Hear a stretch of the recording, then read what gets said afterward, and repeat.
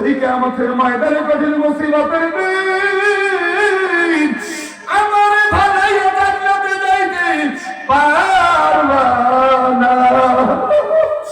ইব্রাহিম আদম দরজা ধরে কাঁদতে বলে বলবে আমার মাওলাই যদি আমার বাদ করিয়াই দেয় করে ভালাইয়া যাব না। মাওলার ভয়ে জাহান্নামের ভয় অন্তরে ঢুকাও, দুই চোখের পানি ফেলায় মাওলার ভয় কাঁদো। জানি না কোন সময় মালাকুল মউত আসবে। সুরেন্দ্রবাসী, আমি তো প্রতি বছর আপনাদের কাছে আসি, আপনাদেরকে কষ্ট দেই। গতকালকে কাঠালিয়া মাহফিল করছি, হাজার হাজার মানুষ আল্লামা নুরুল হুদা ফয়েজী হুজুরের নাম পোস্টারে ব্যানারে হুজুরের দুনিয়ায় নাই। আমি ওই জায়গায় যাই, হুজুরের জায়গায় মাহফিল করছি। আমারও সামনে আরো একটা মাহফিল, মাদারীপুরে হুজুরের নাম লেখা। হুজুরে তো দুনিয়ায় নাই, ওখান থেকে আমার বন্ধু হুজুর আপনার আশা লাগবে। এই জন্য জানি না পোস্টারে নাম লেখা থাকবে, হয়তো সাধারণ একদিন থাকবে না। এই যে দুনিয়া ছাড়িয়ে যাবো, কবে যাবো জানি না রে বাবা। একদিন মরা লাগবে, একদিন কবরে যাওয়াই লাগবে। তবে মরা যাওয়ার সঙ্গে সঙ্গে আমল নামা বন্ধ ইল্লামিন ইজা মাতাল ইনসানু ইয়ানকাতা আনহু আমালুহু। মানুষ যখন মারা যায় তার আমল নামা বন্ধ হয়। ইল্লামিন সালাসা, তিনটা আমল জারি থাকে। কয়টা কয়টা কয়টা? জোরে কর। এক নম্বরে সদকায়ে জারিয়া, উপকারী বিদ্যা, নেককার সন্তানের দোয়া। আমাদের অনেকেরই এমন হতভাগা, ছেলেটারে আলেম বানাইতে পারি নাই, বাবার কবরের পাশে দাঁড়াইয়া, বাবার কবরের পাশে দাঁড়ায় একটু দোয়া করবে। এইরকম সন্তান আমাদের অনেকেরই নাই, ঠিক কিনা তুমি বলেন? অনেকেই উপকারী বিদ্যা রাখতে পারি নাই। বাজার একটা দরজা আমাদের জন্য খোলা, সদকায়ে জারিয়া, কাজী জারিয়া কবরে করতে করিয়া ঘুমাইতে পারি। বাজার অন্ধকার কবরে যে আপনি আমি ঘুমাবো, আপনার আমার দাম কবরে ঘুমাইবে না। ঘুমাইবে ঘুমাইবে। বাজার একদিন তো কবরে যাবই। কত টাকা মিথ্যা মামলায় যায়, কত টাকা ডাক্তারের পিছনে যায়, বাজার কত টাকা হাসপাতালে যায়, কত টাকা কত দিকে যায়। আজকের মাহফিলের প্রধান অতিথি কিনা জানেন? কুতুবুল আলম সৈয়দ ফজলুল করিম রহমাতুল্লাহ আলাইহি খলিফা। ওই সময় নায়েবে আমির ছিল কুতুবুল আলম সৈয়দ ফজলুল করিম রহমাতুল্লাহ আলাইহি। সমমর্যাদার এমন একজন মানুষ, বাংলার উজ্জ্বল নক্ষত্র, যার চেহারা দেখলে সগীরা গুনাহ মাফ হইয়া যায়। এইরকম আল্লাহর কুতুব আমাদের মাঝে হাজির। আমি স্টেজে আসার আগে হুজুরের একটু দোয়া নিয়ে আসি। হুজুরের হাতটা আমার মাথায় বুলাই দিয়েছে। আসলে আমি মনে মনে বলতে আছি, আজকে মাইক যদি খারাপও হয়, হুজুরের হাত আমার মাথায় লাগছে। আল্লাহর রহমতে আজকে সারা রাত আমি ফজর পর্যন্ত বয়ান করতে পারবো ইনশাআল্লাহ। ভয় কর, আমার মাওলার জাহান্নামের ভয় নাই। যুবক ইব্রাহিম আদম রহমাতুল্লাহ আলাইহি বাজার দুই চোখের পানি ফালাইয়া মাওলার ভয়ে কাঁদতে আছে। আমি ডাক দিয়ে আমাদের যুবক, তোমার দাবি সার। যুবক ভাই হুজুর, আমি আমার অঞ্চলের দাবি সারিয়া দিলাম। বলতে আছে তোমার মায়ের কোন জায়গা থাকে, চলো মায়ের কাছে একটু দাবি সারাবো। ইব্রাহিম আদম রহমাতুল্লাহ আলাইহি বাড়িতে যাইয়া দরজায় দাঁড়াইয়া বিখেরের মতো গুনগুন করিয়া কাঁদে। ওই যুবক ডাক দিয়ে বলে, মা তোমার দরজায় কে কাঁদে জানুনি? বংশের বাচ্চা ইব্রাহিম আদম আজকে ভিক্ষুকের মতো তোমার দরজায় দাঁড়াইয়া কাঁদতে আছে। আপনার একটা খেজুর খেয়েছিল, মনে রাখবে আমি আমার অঞ্চলের দাবি যাচ্ছি, তোমার অঞ্চলের দাবি সারবা কিনা বলো।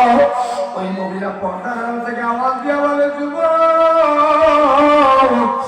আমার ছেলে আমি আমার অংশের দাবি ছাড়তে পারি, কিন্তু আমার মেয়ের অংশের দাবি আমি ছাড়তে পারবো না। ওই মহিলার কাছ থেকে দাবি সরাইয়া ইব্রাহিম আদম রহমাতুল্লাহ আলাইহি বলে, চল তোর বোনের বাড়ি। বোনের বাড়ি কোথায়? যুবক নিয়ে চললো বোনের বাড়ি। ইব্রাহিম আদম রহমাতুল্লাহ আলাইহি চোখ দিয়ে পানি পড়তে আছে, চোখের পানি পড়া বন্ধ হয় না। বোনের বাড়ি দরজায় দাঁড়াইয়া বিনয়া বিনয়া কাঁদতে আছে। বাইরে দেখতে বলে, বোনরে তোমার দরজায় কে দাঁড়ায় কাঁদতে জানুনি? বলকের বাদশা ইব্রাহিম আরে বাংলায় করতে ছিলেন, আরে বাবাইছে বোন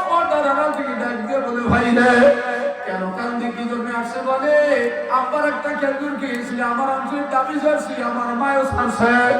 বউ তোমার অঞ্চলের দাবি আমরা ছাড়তে পারি না। এইবার মেয়েটাই ডাক দিয়ে বলে দাবি ছাড়তে পারি একটা শর্তে। আমার ভাই আমার দরজায় একটা খেজুরের জন্য তিনি দাবি ছাড়াইতে আসে, এই লোকটা যেমন তেমন মানুষ হইতে পারে না। এই সোনার মানুষ যেমন তেমন পাগল হইতে পারে না। আমি আমার অংশের দাবি ছাড়তে পারি। কিয়ামতের ময়দানে কঠিন মুসিবতের দিন, যেই দিন স্বামী তার স্ত্রীকে ভুলে যাইবে, স্ত্রী স্বামীকে ভুলে যাইবে, ভাই তার বোনকে ভুলে যাইবে, বোন তার ভাইকে ভুলিয়া যাইবে, পীর মুরিদকে ভুলে যাইবে, মুরিদ পীরকে ভুলে যাইবে। কোন মানুষকে চলবে না। এই হাসরের ময়দানে সূর্যটা তিরিশি মাথার উপর ছাইয়া দেবে, মাথার মানুষ টকটক করিয়া ফুটবে। ওই কিয়ামতের ময়দানে জমিনটা তামার হইয়া যাইবে। ইয়াউমা ইয়াকুনুন নাসু কাল ফারাশিল মাবসুস, মানুষগুলা কীট পতঙ্গের ন্যায় দৌড়াইবে। ওয়াতাকুনুন জিবালু কালহিল মানফুস, পাহাড়গুলা তুলার মতো উড়বে। সব নবীরা নাফসি নাফসি বললে দৌড়াইবে। ওই কিয়ামতের ময়দানে কঠিন মুসিবতের দিন, আমার ভালাইয়া জান্নাতে যাইতে পারবা না। এবারে মাথার দরজায় দাঁড়ায় কান্দেন বলে বলবে, আমার মাওলাই যদি আবার বাদ করিয়াই দেয়, করে ভালাইয়া যাব না। মাওলার ভয়ে জাহান্নামের ভয় অন্তরে ঢুকাও, চোখের পানি ফেলায় মাওলার ভয় কাঁদো। জানি না কোন সময় মালাকুল মউত আসবে। শুভেচ্ছাবাসী, আমি তো প্রতি বছর আপনাদের কাছে আসি, আপনাদেরকে কষ্ট দেই। গতকালকেও কাঠালিয়া মাহফিল করছি, হাজার হাজার মানুষ। আল্লামা নুরুল হুদা ফয়েজী হুজুরের নাম পোস্টারে ব্যানারে, হুজুরের দুনিয়ায় নাই। আমি ওই জায়গায় যাই, হুজুরের জায়গায় মাহফিল করছি। আমারও সামনে আরো একটা মাহফিল, মাদারীপুরে হুজুরের নাম লেখা। হুজুরের তো দুনিয়ায় নাই। ওখান থেকে আমার বন্ধু আপনার আশা লাগবে। এই জন্য জানি না পোস্টারে নাম লেখা থাকবে, হয়তো সাধারণ এই যে দুনিয়া ছাড়িয়ে যাবো, কবে যাবো জানি না। একদিন মরা লাগবে, একদিন কবরে যাওয়াই লাগবে।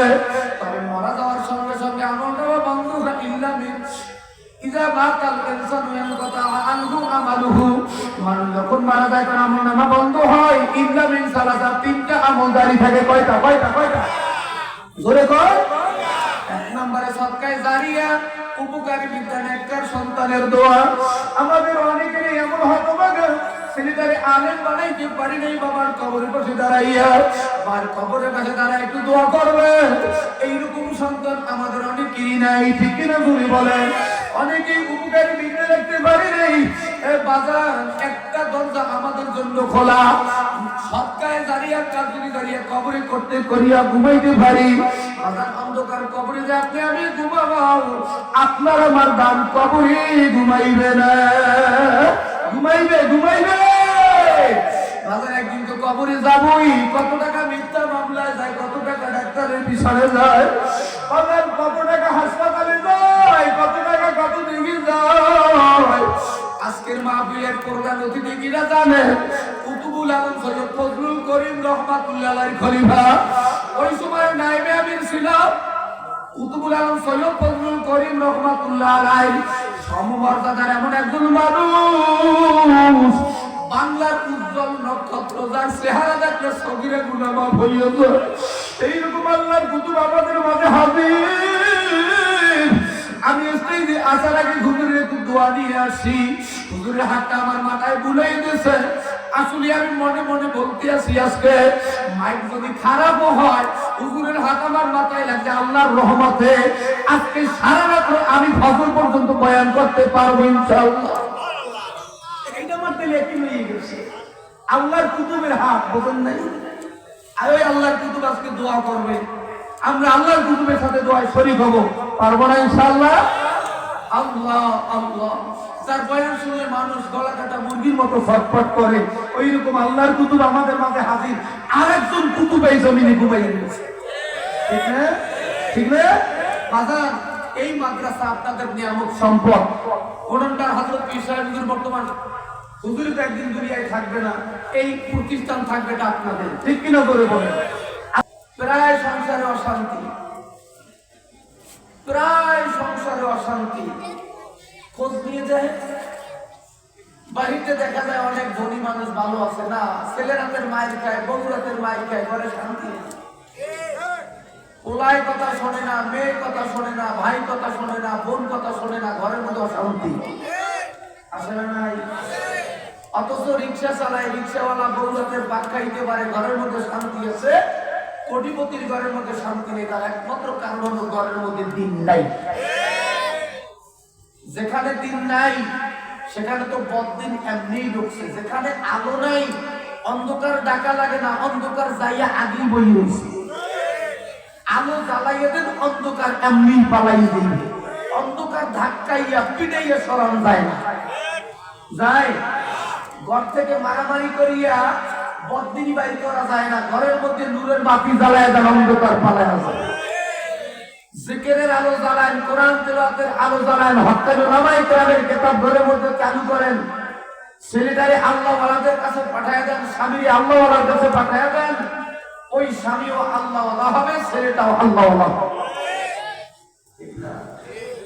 খালি শান্তি শান্তি নাই, শান্তি আসবে কেন?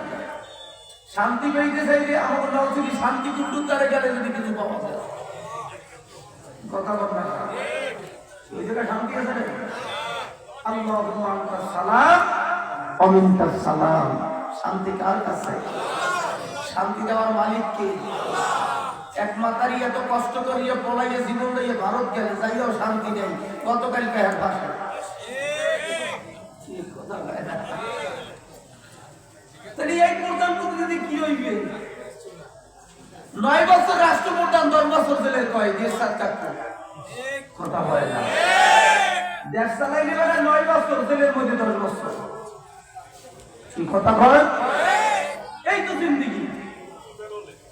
কেউ শান্তিতে নাই, আছে আছে। আমাদের নেতা আমু ভাই গাড়ি লই যখন ঢুকছে, 150-200 গাড়ি পিছনে, কত সম্মান মান মর্যাদা, খাবার 42-40 পদের আইটেম, 150 পদের খাবার। বেটা কয়েকদিন আগে দরখাস্ত করছে, আমার একটু স্যান্ডউইচ খাইতে মন চায়। জেলার টাইম নো হবে না, বহুত খাইছো, কথা কয় না? শান্তি আছে? শেষ। এখন যারা আছেন আবার আপনারাও যে ওইদিকে যাইবেন না, বোঝেন কি? কয়েকদিন আগে শাখা চৌধুরী, সালাউদ্দিন কাদের চৌধুরী যখন ফাঁসি দেয়, উনি জজ সাহেবের বলছিল, জজ সাহেব আন্তর্জাতিক ট্রাইব্যুনালটা যেন সচল থাকে, এই জায়গায় শেখ হাসিনার বিচার একদিন হবে। হয় নাই? হয় নাই? আবার কি? আবার কি? এ দোস্ত, এ যুবক, তোমাদের বলি, যুবক তোমাদের বলি, আজকে ক্ষমতা পাইছো লাভ হও, তুমি পিছনের দিকে তাকাও, তাদের ক্ষমতা তোমার চেয়ে বেশি ছিল, তাদের পরিণতি কি? ঠিক না? আলেমদের মহব্বত করো, উলামায়ে কেরামের পিছনে দৌড়াও, আল্লাহে আল্লাহর কসম তোমার জিন্দেগি আল্লাহ দাবি বানায় দিবে। নেতার পিছে দৌড়াও, নেতা তো টাকা চুরি করে দুবাই বাড়ি করছে, অস্ট্রেলিয়া বাড়ি করছে, ওই জায়গায় আরামায়েশ করতে আছে, তুমি বাড়ি ডুবার জন্য মাই খাও, ঠিক না? যারা যে দল করেন, আমি কারো বিপক্ষে না, অন্যায়ের বিপক্ষে। সব দলের ছেলেরা আমাদের সম্পদ, এই দেশের সন্তানরা, ঠিক না? ওদের জন্য আমাদের বড় মায়া, আমাদের দরদ। এই জন্য তোমাদের হাতে পায়ে ধরি। কেন পায়ে ধরি? সরমানের মরুক আল্লাহ শুধু বলছে, বাবা কোন পুকুরের পারে কোন অবুঝ মাসুম বাচ্চা যদি খেলা করে, ও তো পানির মজায় খেলা করতে করতে করতে পড়িয়ে মরিয়ে যাইবে, এই কিন্তু জানে না। যদি কোন রকমের ডুবুরেই পড়তেই পারে, বুঝ হইয়া আর জিন্দেগি বরবাদ। কোন বুঝদার মানুষ ওই পথ দিয়ে গেলে ওরে ওই কিনারায় রাখতে যেতে পারে না, পারে? ওরে ধরবে, ওরে ধরার সময় ও কামড় দেয়, লাঠি দেয়, ঘুষা দেয়, গালি দেয়। আমার সাপ আমি খেলায় মজা পাইছি, কিন্তু কোন বুঝদার মানুষ তোরে ছাড়বে না। কেন ছাড়বে না? তুই আমারে গালি দেওয়ার যাই কর, তুই তো জানো না সামনে তোর মৃত্যু। ধরিয়ে নিয়ে তারপর ডাকে, এই বাচ্চা কার? দাঁড়িয়ে কই? বাচ্চার বাবা মা দৌড়িয়েছে, আরে আমার বাচ্চা। আপনার বাচ্চা তো কুয়ার মধ্যে পড়িয়ে রেখেছিল। তখন বাপ মাই কয় কি জানে, ভাই আল্লাহ বাঁচাইছে, আপনি না হইলে আমার বাচ্চাটা মারা যাবে।